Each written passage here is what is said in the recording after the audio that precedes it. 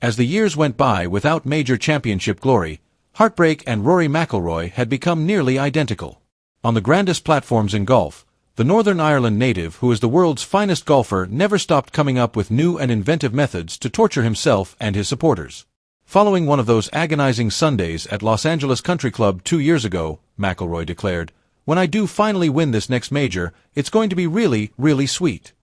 To win another major championship, I would endure 100 Sundays like this."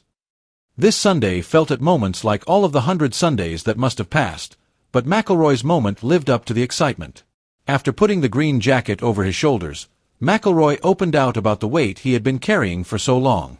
The agony he endured in 2011 that inflicted the first of many wounds on his Masters psyche extends beyond the past 11 years, when he visited Augusta every year with the hope of realizing his ambitions.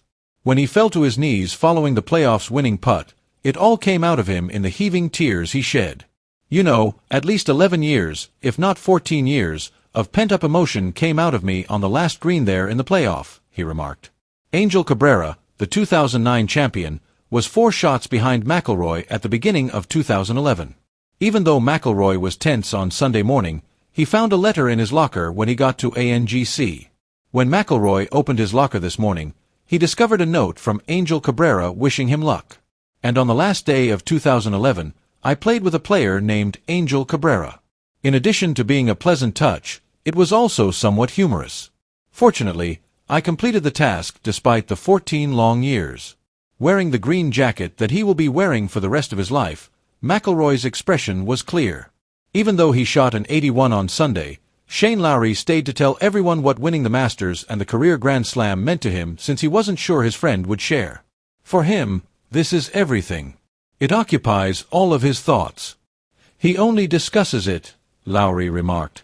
"He has often told me that if he were to win the green jacket, he would retire contented. He can now retire, I informed him. He's been around for 10 or 11 years. He has faced many challenges and had several moments of recovery. He deserves praise for it. It serves as a reminder to the rest of us to keep going and working no matter what occurs or how awful you feel." By concentrating on the here and now rather than the fantasy, McIlroy voluntarily let go of all the emotions he had been holding inside all week. "I believe that burden has been with me since August 2014. It's almost 11 years, he stated. "Additionally, I'm focused on winning the career Grand Slam, not just my next major. It's been challenging, you know, trying to join a group of 5 players to do it, and seeing many of my friends receive green jackets in the process.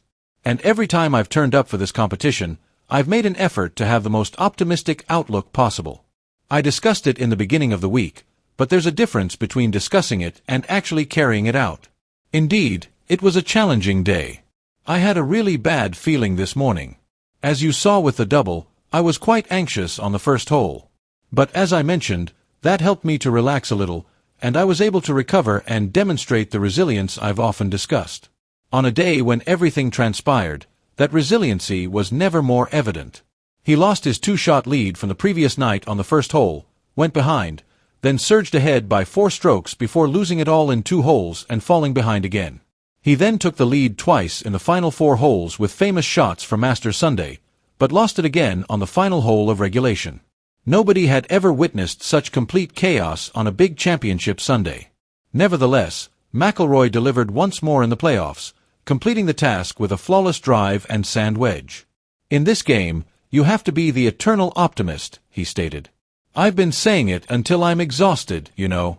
I genuinely think I've improved as a player over the past 10 years. Being patient is really difficult. It's so difficult to keep returning year after year, giving it your all, and still failing to finish. You know, I wondered if I had overlooked this again because there were points on the back 9 today. However, I am incredibly pleased of myself for responding with some clutch shots when necessary." After everything was said and done, McIlroy could reflect on that character-building day in 2011, when his 21-year-old self broke down in front of everyone, but he chose to move on. "Perhaps I didn't comprehend myself," he remarked. "I probably didn't understand why I let it slip in a way, and I didn't understand why I put myself in such a great position in 2011. I would advise him to persevere through that experience, which includes dealing with difficult losses and other challenges. Just maintain your faith. And I would tell any young lady or boy listening to this that.